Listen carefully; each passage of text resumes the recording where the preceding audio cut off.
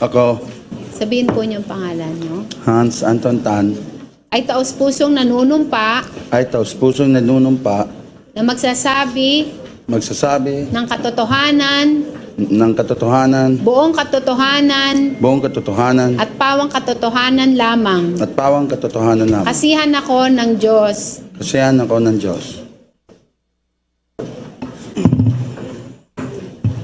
Please continue, Mr. Secretary.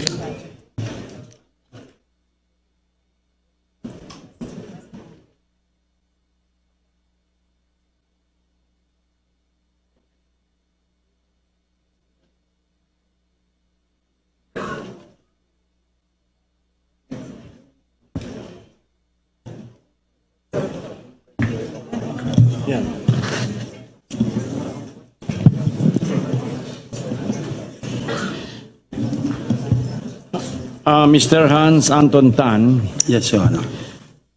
meron akong ipapakita sa iyo Yes, Your Honor. na isang sworn statement.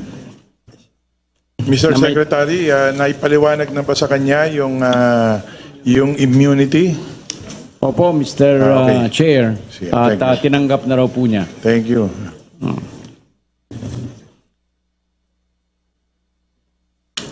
May dalawang pahina, 2 pages, consisting of 2 pages. And marked as Exhibit P up to P-2B. Pwede bang basahin ninyo at sabihin ninyo sa kapulungan ito kung yan yung affidavit o sinumpang salaysay na sinasabi mo? Yes, it is. Sa sworn statement na yan ay merong dalawang photocopy ng pirma mo. Maaari bang pumirma kang muli dun sa dalawang pirma mo sa page 1 at saka sa page 2? Yes, Your Honor.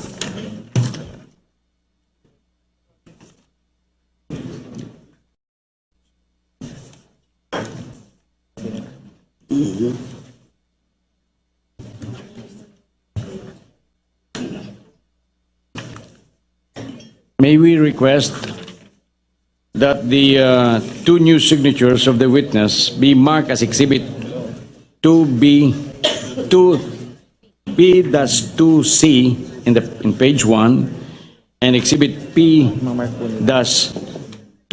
on page 2.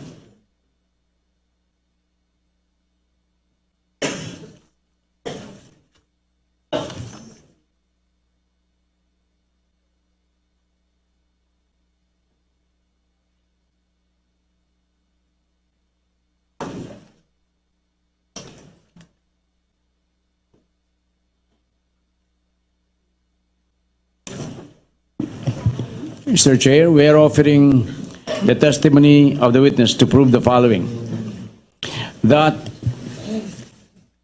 the raid conducted by the Bucor and of course by the Department of Justice happened on December 15, 2014.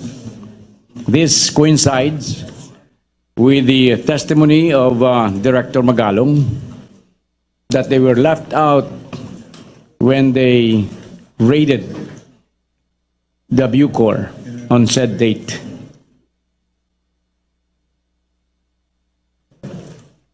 To show that the high-profile inmates were transferred on that date, December 15, 2014, to give a free hand or to make Jaybee Sebastian the undisputed king of drug trade inside the Bilibid. And this happened. And this witness will also prove that there was kidnapping inside the NBP, presumably done by the NCRPO of the PNP, the Philippine National Police. That would be all, Mr. Chair, and the witness is ready. Thank you, Mr. Secretary. We now go to witness Mr. Tan, will you please read into the records for the benefit of the members and all of those who are viewed to this committee hearing the contents of your sinumpang salaysay or your sworn statement? Yes, sir. I, Hans Anton Tan, of legal age, Filipino, an inmate in the New Bilibid Prison with prison number N210P 1320, after having been sworn in accordance with law, do thereby depose and say the following. I am serving a life sentence in MVP for the crime of murder. I've been here for the last 6 years since 2010. Before that, I was detained in Quezon City Jail since 2001 until my transfer to MVP. I'm a member of Sige Sige Commander Group under the leadership of Jaybee Sebastian. I met Judge Adrian Dera, known to us as Judd, in the afternoon of December 15, 2014, the day that NBI raided MVP Maximum Security and took 19 inmates. Judd called me in the afternoon through a common friend. He introduced himself as a nephew and close in security of then Secretary Laila de Lima. I declined the phone call. After 10 months, about 10 months late after, which October 2015, when I got transferred to Building 14, he reestablished contact with me. This time, he told me he is now connected with the NCRPO raid under General Pagdilao. He came to visit me a couple times, and I was able to introduce him to Peter Ko and Jaybee Sebastian. Sometimes on March 25th, 2016, Peter Ko was visited by his niece and niece's husband. After the couple left, he received a phone call saying that they are now under the custody of NCRPO raid. They claimed that though no evidence was recovered, a test has come out positive.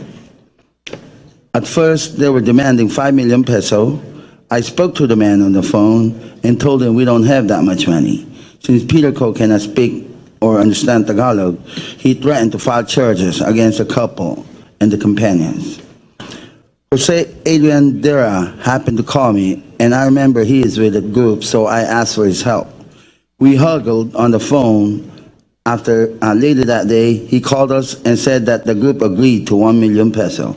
Peter told Judd through me to pick up the said amount in one of the popular casinos in Metro Manila and to deliver it to the alleged group to buy the freedom of Peter's niece and husband plus of that of their companion, which Judd did successfully. Later on, I found that Peter also gave Judd another 1 million peso for some other reason. In total, I found out that Peter has given Judd around 5 million peso throughout the entire time until the senatorial election. We lost contact with Judd until after the election, just after the election. Now Judd is reported to be with Senator Laila de Lima again as their personal security again. Record of Judd coming to see me in MVP Building 14 has been found. Peter also has proof of Judd's claiming the amount of the 1 million peso in one of the popular casinos in Metro Manila, as well as the deposit slip of the said amount to Judd's account. I also helped Judd to acquire 5 kilos of shabu during the entire campaign period. I am executing this affidavit to attest the truthfulness and veracity of the foregoing facts and circumstances.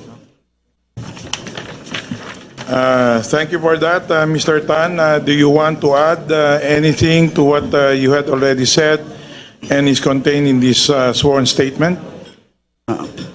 Anything else that you want to add to this? No. Nothing? Nothing. Not this moment, sir. Now, may I just ask you, were you coerced, were you bribed, or were you threatened in executing this sworn statement and in your coming to this committee hearing to testify? No, I'm not, sir. So this is voluntary on your part? Yes, sir. Thank you. So, Mr. Secretary,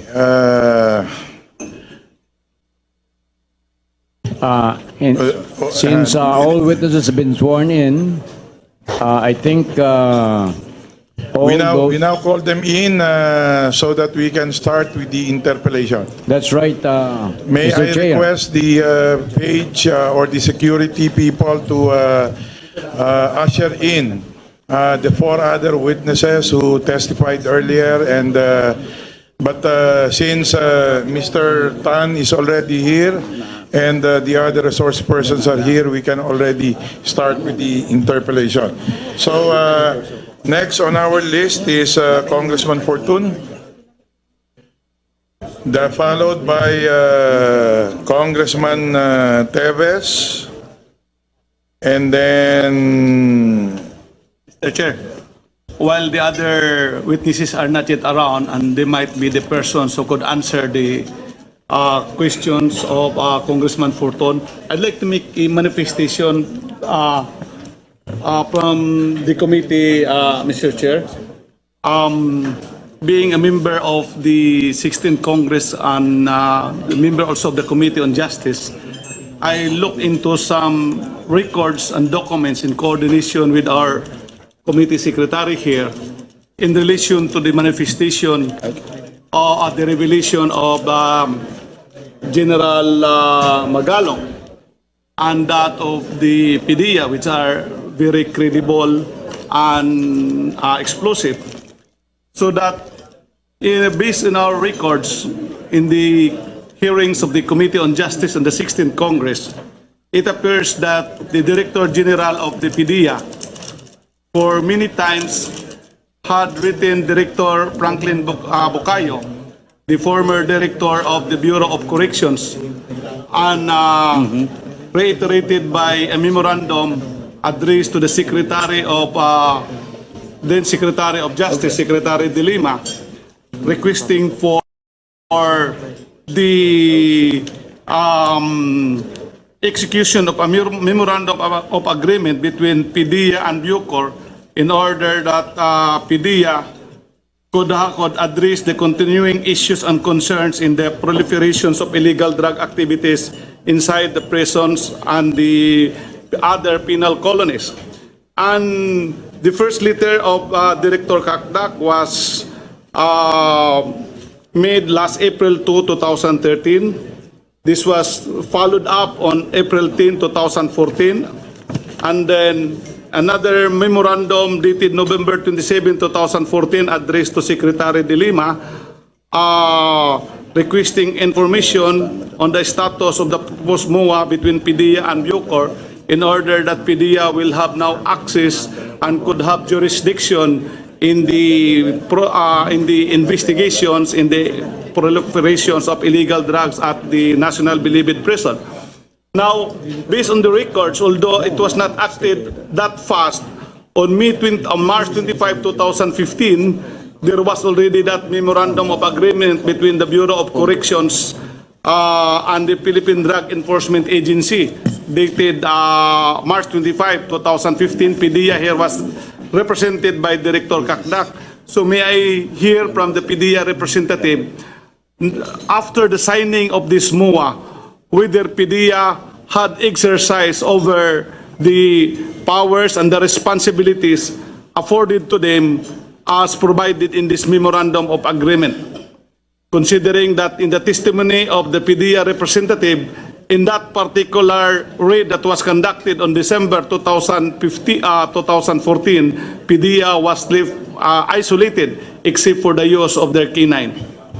Mr. Chair, ano po ba yung focus natin dito? We are here to interpellate kasi po we're concentrating on sworn statements.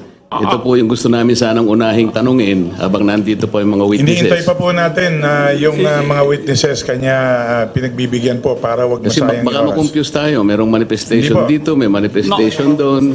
Sa maguguluhan na po kami Hindi dito. po, Ano hindi ba po itatanong tayo. namin talaga? Hayaan niyo pong problemahin po yan ng chairman. Ako po Ayaw ko pong problema kayo, Mr. Chair, dahil kaibigan ko po kayo. Alam niyo kanya naman nga yun. po, kanya yung yung proceedings po natin na ipamahala niyo po sa akin na wala pa po yung mga tao, kanya pinagbibigyan po natin ng mga oras na ito. Meanwhile, the floor is with Vice Chair Uaminal.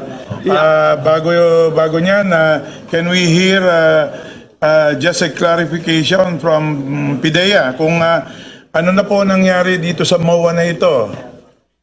Your Honor, after the execution of the Memorandum of Agreement between the Bureau of Corrections and the Philippine Drug Enforcement Agency, every time that there is a Greyhound operation conducted in the New Bilibid prison, Your Honor, our canine dogs are being requested. So that's our participation, Your Honor. Well, in the Memorandum of Agreement, your participation should not only be limited to the use of your canine.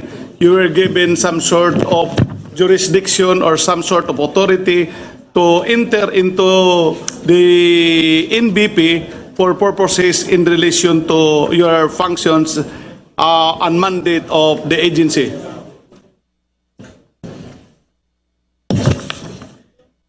But Your Honor, in so far as PDEA is concerned, that's what the request during Greyhound operation, Your Honor, is only limited to the canine use of in the Greyhound by the New Bilibid prison, Your Honor. Yeah, but this MUA was already entered after the raid. So we would like to know whether your agency has complied or has done your duties and responsibilities as provided in this Memorandum of Agreement. Because the last statement that we heard from you is that PDEA, considering the absence of this Memorandum of Agreement, has not been into the jurisdiction of looking into the proliferations of illegal drug activities in the National Bilibid Prison.